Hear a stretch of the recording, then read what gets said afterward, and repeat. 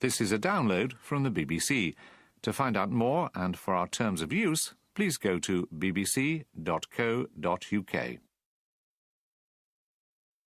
Hello, and welcome to Feedback. My name is Alec Travers, and I'm a listener. And my name is Roger Bolton, and I'm a presenter. This is an experiment, a way of starting Feedback which is a little bit different. And we're doing this because recently Alec heard an episode of Claire in the Community, which was... Well, it was very experimental and utterly brilliant. I think it should be essential listening for any aspiring comedy writer. How is Thomas? He's very well. And Brian? He's just the same. Oh dear, I'm sorry. OK, Alec, it's funny, but what is special about it? Well, the creators, despite having an established cast of half a dozen regulars, ditched virtually all of them, apart from the hapless Brian, and gave over the 30 minutes to what was essentially a two-hander in one setting. There are few, if any, other recent comedies which have had the courage or ability to do that successfully. It was superb. Thanks, Alec. There was experimentation elsewhere on the network as well, though many of you weren't quite as enthusiastic as Alec. Jerry Ward. The Saturday play, The Liberty of Norton Folgate, was a great idea, but hopeless in execution. Just because it was based on the music of the group Madness, it didn't have to include continuous and intrusive playing of Madness tracks every 15 seconds. And music isn't a substitute for a decent script, believable dialogue and realistic characters. You know, my wife, Sitar, and I have been running the Union Cafe, serving full English breakfasts and the like, since the three of you were in baggy nappies. You can make it. There was some experimentation going on in The Archers, as an episode was based upon the famous Trevor Howard and Celia Johnston film Brief Encounter. Oh, Lillian. Ah, it's your brother. Look, Paul. Oh, hello, sis. She's got a bit of grit in her eye or something. Oh, no. Stupid. Well, hold on. I've got a clean handkerchief here. We'll soon have it out. My name's John Weville from Bristol. The Archers is supposed to be a real-life village that we're simply eavesdropping on. If you knowingly invite the audience to take part in a sort of deconstructed episode, then you entirely break that illusion. Well, we'll be hearing more about The Archers very shortly, as this week it was announced that The Archers message board, the last of the BBC radio boards, is to close in 2 weeks' time. Listeners will tell the man responsible what they think of him shortly, and they don't pull their punches. We'll also find out why this happened on a recent World at One. Not, and let's remember one possible reason for that. She herself is running for... That's generous of the BBC. 2 programmes for the price of 1. And we'll hear why Just a Minute would be nothing without the listeners. Just a Minute could be made without an audience, but it would definitely be missing a lot of the atmosphere, and the listeners at home would soon see right through it. They'd think, what is missing? Something's missing. And it's a huge part of the show. We begin with The Archers and the news that the programme's message board, known affectionately as Mustardland to those who use it due to the site's striking yellow colour, is to close at noon on Monday the 25th of February. It is the last BBC radio message board to be shut down. However, the doomed site holds a special place in the heart of many listeners. One honeysuckle woodbine assures me that at least 3 marriages have taken place as a result of couples meeting on the board, as well as a place to discuss the on-air Archer storylines, such as Lillian's affair with Matt's estranged brother Paul. It has developed a life of its own, all presided over by the site's host, Taylor Cresswell. Many listeners have contacted feedback about the decision to close it down, and we'll hear from a few of them. But first, we asked Taylor to show us around the site. This is the message board, which is divided into lots of different sections for the different kinds of interests that people would be wanting to post about.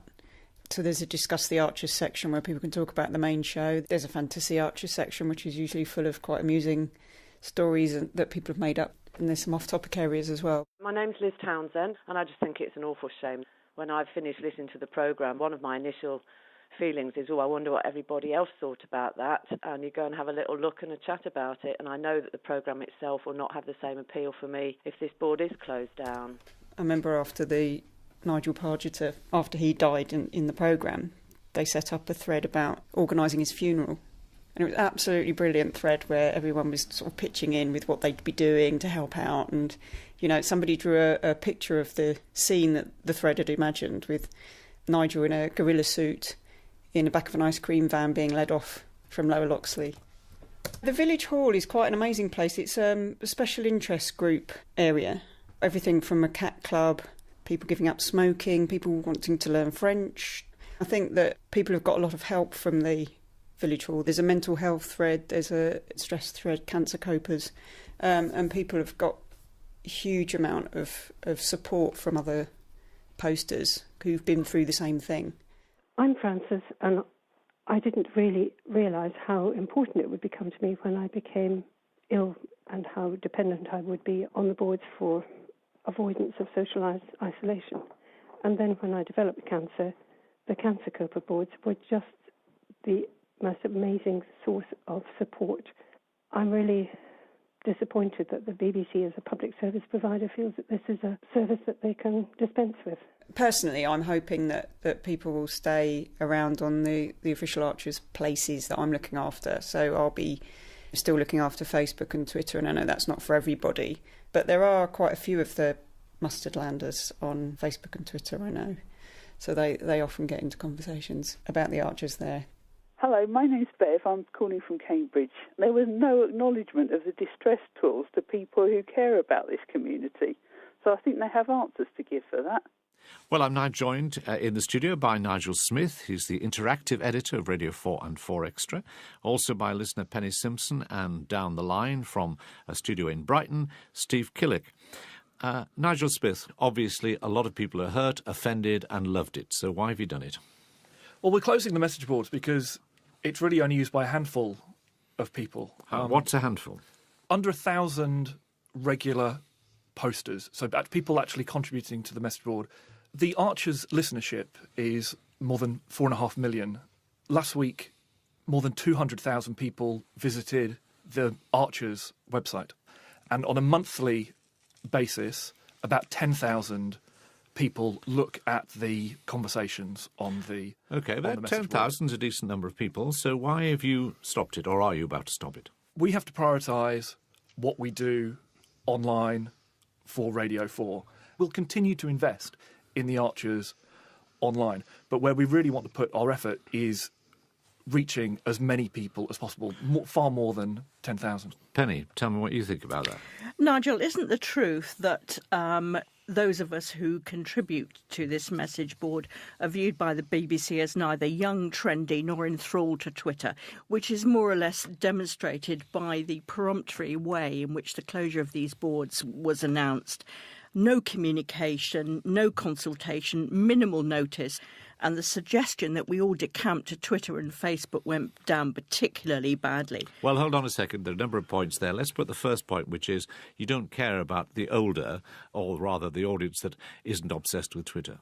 I disagree. One of the things where we have put investment, for instance, is making every edition of Desert Island Discs available. And that is not something that 20-year-olds are desperate for the Sue Lawley years. I think we do a brilliant job in the online space of appealing to older listeners. It's essentially a question of numbers and cost, is it? Numbers of users and cost. Is that what the problem is, as far as you're concerned? And where we should put our efforts. Let me then bring in Steve Killick. What do you think? Well, first of all, we've got to decide how much this is going to save. Do we prune the tree or do we chop it down completely? So how much is this going to save? Right, Nigel, how much is it going to save? We don't know. I do know. We do not make public our budgets, but we have a finite... Hold on. This is the licence fee you pay. He's paying your salary like he's paying mine.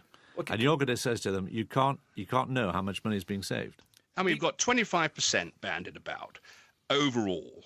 Surely these matters are public, aren't they? My budget is not public. OK, well, if you can't answer... if you're saying, OK, you're accepting that you can't say the figures, but that the overall budget that you're given to do the range of things you're doing has been cut by 25%. It's been cut by more than 25%. Right, all of BBC Online has been cut by 25%. Radio Online has been cut by more. In that context, you've decided that this is not a priority. Did you make that decision only on the size of the audience and not necessarily, shall we say, on the quality of it?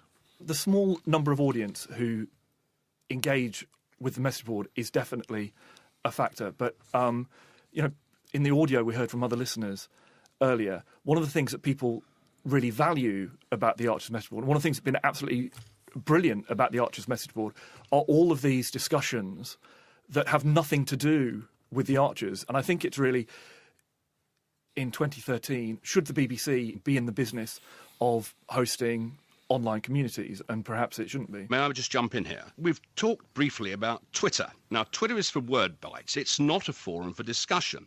I mean, I've exchanged tweets with you, Nigel, over the last couple of days, but we've now come here to the studios for discussion because that is impossible on Twitter. How is the BBC going to maintain discussion? I completely agree that the community aspect of the message board, which has been fantastic, it is a great online community, cannot be replicated on Twitter and Facebook. What's been great, actually, in the days since announcing the closure, is that people using the message board are now moving to other message boards about the Archers, which are not hosted by the BBC. This is astonishing. Any large organisation would pay mega bucks for the sort of intelligence that you are able to pick up from this message board for free, or at least the price of hosting it. Nigel and his cohorts have the ability to learn everything that we feel about the Archers and, to a wider extent, Radio 4. But the argument, Penny, is that you could go somewhere else. Couldn't you establish communities elsewhere? Why would you want us to? He does not want to communicate with his regular core listeners. Astonishing. Well, is that true, Nigel? You don't want to communicate? Every programme maker, I think, at the BBC loves hearing feedback from and communication from their audience. And the Archers is the only programme, television or radio programme, in the entire BBC that has a message board. The nut issue here, Nigel, is actually why you regard us as so disposable. Now, I do understand the BBC's cost constraints, but, and it's a big but, you chose us because you thought we were easy meat. About 10, as I said earlier, about 10,000 people a month read the Archers message board. The Radio 4 website gets, just under 1 million unique browsers a week to it. 10,000 does sound like a lot, but in the grand scheme of things, it's actually rather small. Steve, can I put this question to you? Obviously, the government decided to cut the BBC licence fee. Those who were then deciding how to distribute that money make a decision between television and radio, but then they have to make a decision between programmes and message boards. Are you saying that in some ways now these message boards are as important as programmes? I think in this case, most definitely, because I think what you're seeing is a massive loss of goodwill here. I think people will not only move away from the message boards if it's closed, that they may well move away. What's the point of tuning in? Nigel, granted that you've had to take some very tough decisions, in the light of the concern, the passion, the hurt that has resulted, are you going to review it? Review the decision? No, the message board will close on the 25th of February. Nigel Smith, Penny Simpson, Steve Killick, thanks very much. Thank you. Now, which woman do you think has had the greatest impact on British politics, society, culture and the economy? According to the Woman's Hour Power List, number 1 in the top 100 is the Queen, a decision which did not go down well with listener Paul Leinster. The Queen's inclusion in the list, never mind her top place ranking, completely undermines the whole exercise. Rather than the top position being given to a woman who has worked hard, overcome adversity, achieved things in business, the award was given to someone who has never had to work hard for anything and to whom everything has been handed to. However, listener Jennifer Knowles considered the Power List a good exercise. I think Woman's Hour was brave to embark on such a quest. Well done to them. But John Owen, who could identify only 6 of the top 20, suggested it was an irrelevance. For Christine Betts, the issue was less the list, more the way it was reported. I usually very much enjoy Chris Evans' breakfast show, but I was disappointed to hear him trivialising the Woman's Hour most powerful women's list, as well as referring to the Woman's Hour presenters as girls. Jenny and Jane, if you've got a countdown, shout it out there, girls. Really, Chris? Can't somebody have a word with him about this?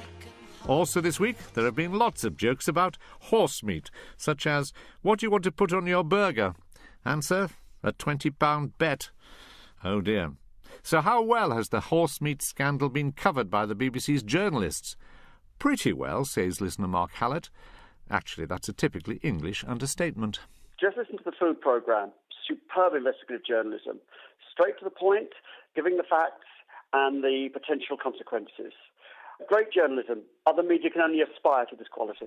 David Sweet disagrees. He feels that when it comes to the BBC's radio coverage overall, it could and should be more searching. I am concerned about the general lack of robustness in Radio 4 programmes about the issue of horse meat in beef products. Nobody seems to be asking difficult questions. I'm old enough to remember the problems over the feed given to cattle over 30 years ago. BBC staff, particularly on Farming Today, had picked up on the issue and asked difficult questions.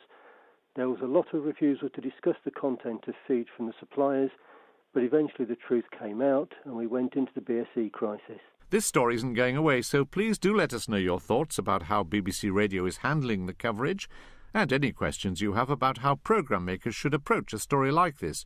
Do please get in touch, and as a special treat, this week it isn't me telling you how to do so. You can write to Feedback, P.O. Box 67234, London SE1P 4AX, or leave a phone message on 03 333 444 544.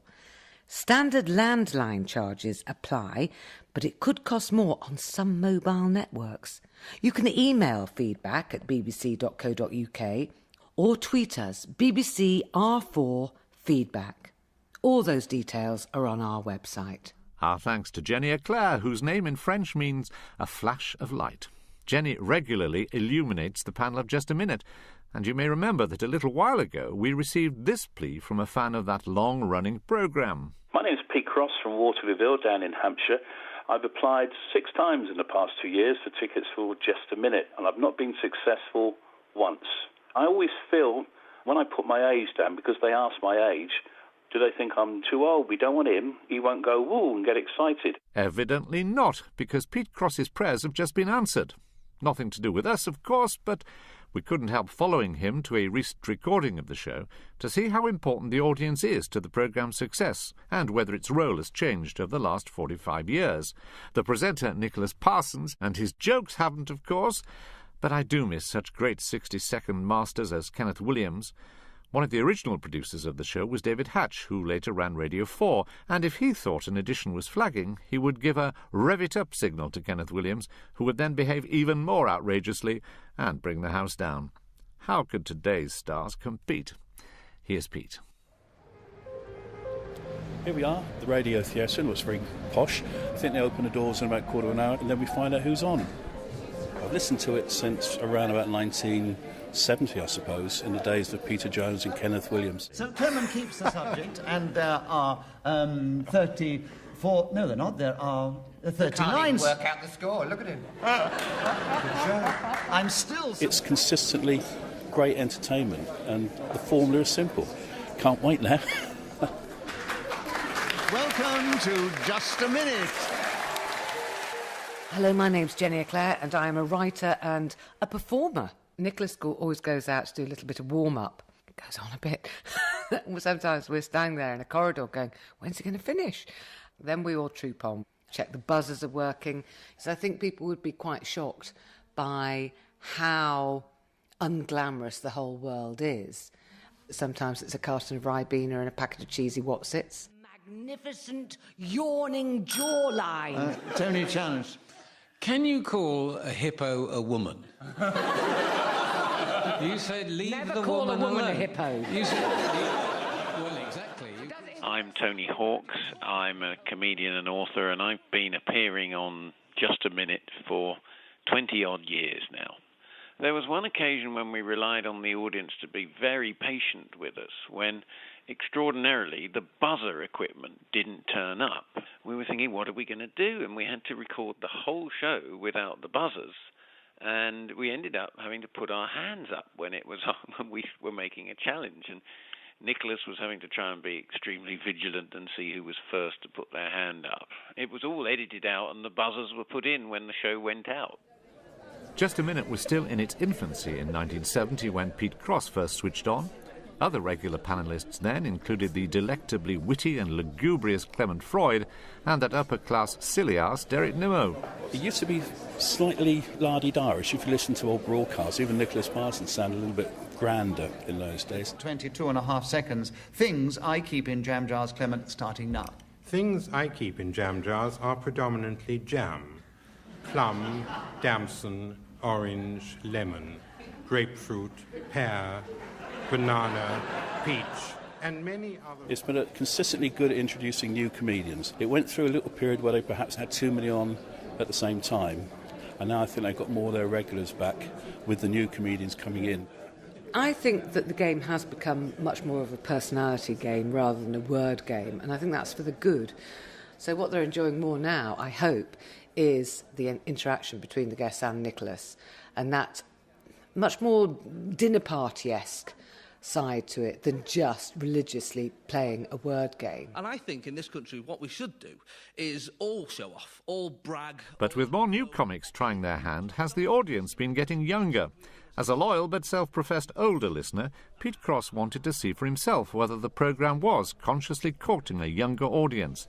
So, who was laughing along with him? There's certainly plenty here, aren't there? And I'm looking around when I ask people to get their passports out for the age, but no, it's not what I thought. I thought it was going to be full of very, very young people. But it's surprisingly, it's a good mix. I'm Charlie Williams, I'm 21, and my dad got me into it. And this is the third time I've actually come to see it live. I'm very lucky with it. In fact, my girlfriend was the one who told me I should enter again. 2 days later, there they are in my inbox. Often there'll be a slightly tortured 15-year-old boy in the audience, looking as if this is the last place he wants to be, but the trick is to win those round. Once you get the 15-year-olds going, you know you've cracked it. That's very charming of you, audience. We needn't clap every correct challenge. that had a whiff of Wimbledon about it, that clap. Because of the nature of the game, which is utterly pointless, really, if you don't get a sort of immediate feedback on what you've done, you don't always know whether it's funny or it's worked. So you really are, there's a kind of symbiotic relationship with the audience which guides you. I like performing to the gallery. Part of the game is winning the audience over, trying to get them on your side. Even if you play the game very badly indeed, the audience will almost carry you through a round because they're so keen for you to get a point. And it's lovely to be with this audience here. Tune in again the next time we play Just a Minute. Until then, from all of us here, including me, Nicholas Parsons, goodbye. Thank you. I'd urge anybody who wants to get tickets for, say, Just a Minute to apply for them. Don't think, as I did, that it's for young people. It's not. It's for all ages, as I can see, which is great news. To see it live in a very everybody laugh out loud atmosphere is absolutely brilliant. And terrific crowd, terrific panel, and great fun. I think this one will go in a cassette box, which we keep forever. Our thanks to listener Pete Cross and to the Just a Minute veterans Tony Hawkes and Jenny Eclair. Hesitation, deviation and repetition might all be used to describe what happened to Radio 4 last Friday, the 8th of February. First, the world at 1 failed to appear where one might reasonably expect it to do so, at 1. There followed more than 3 minutes of valiant but increasingly desperate efforts by continuity. This is BBC Radio 4, where I'm afraid we're having some technical problems. This is Radio 4, where, as you may have gathered, we're still suffering some technical Eventually, problems. the now rechristened World at Several Minutes Past 1 appeared, with appropriate apologies.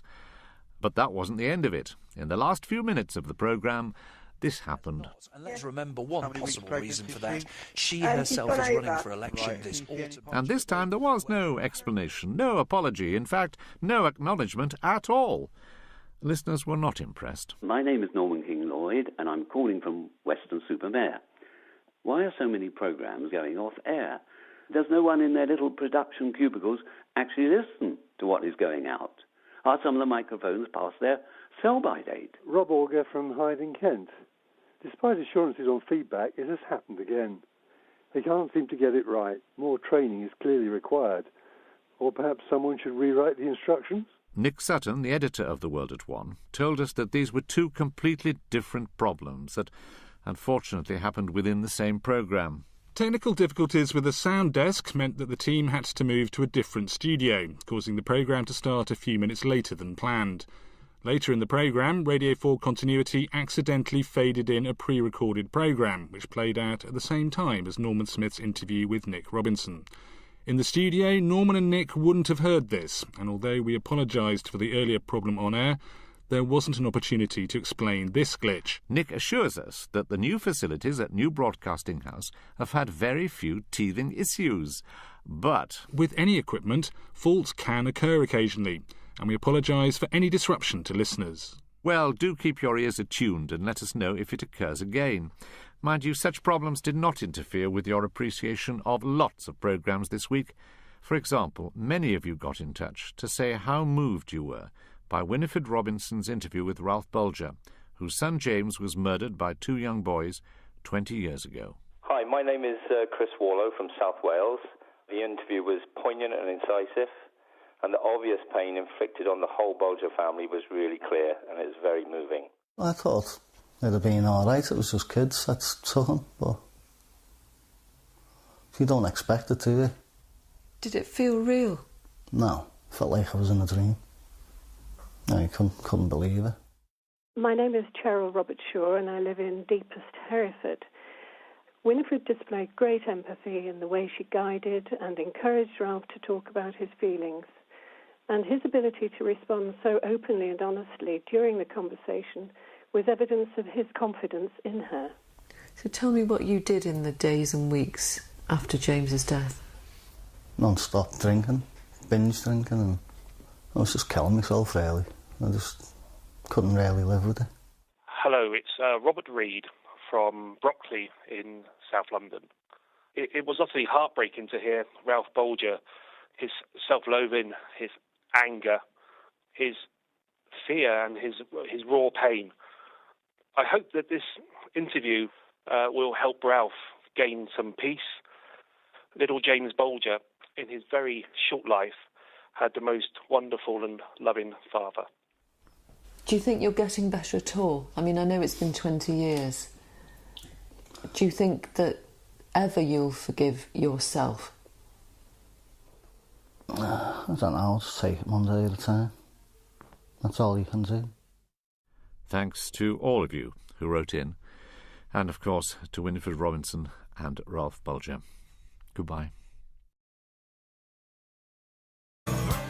There was some experimentation going on in the Archers, as an episode was based upon the famous Trevor Howard and Celia Johnston film Brief Encounter. Oh, Lillian. Ah, it's your brother. Look, Paul. Oh, hello, sis.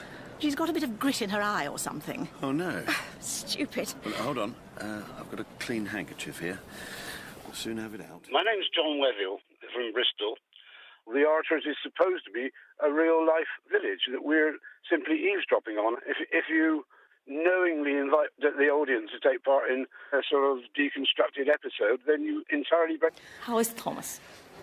He's very well. And Brian? He's just the same. Oh dear, I'm sorry.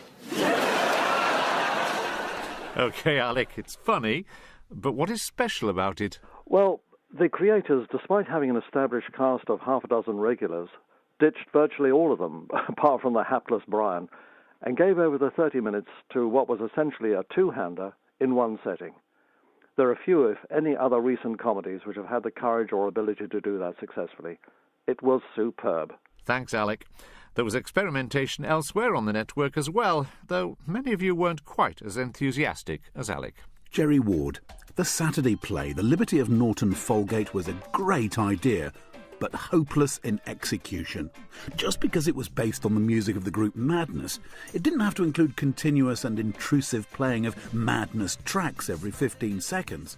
And music isn't a substitute for a decent script, believable dialogue and realistic characters. You know, my wife, Sitar, and I have been running the Union Cafe, serving full English breakfasts and the like, since the three of you were in baggy nappies.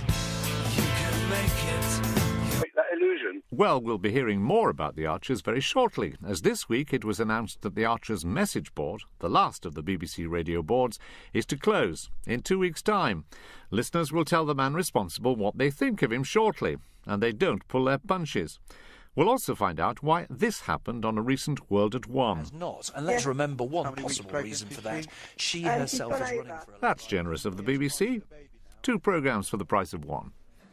And we'll hear why Just a Minute would be nothing without the listeners. Just a Minute could be made without an audience. This is a download from the BBC. To find out more and for our terms of use, please go to bbc.co.uk. Hello, and welcome to Feedback. My name is Alec Travers, and I'm a listener. And my name is Roger Bolton, and I'm a presenter. This is an experiment, a way of starting Feedback which is a little bit different. And we're doing this because recently Alec heard an episode of Claire in the Community, which was... Well, it was very experimental and utterly brilliant. I think it should be essential listening for any aspiring comedy writer.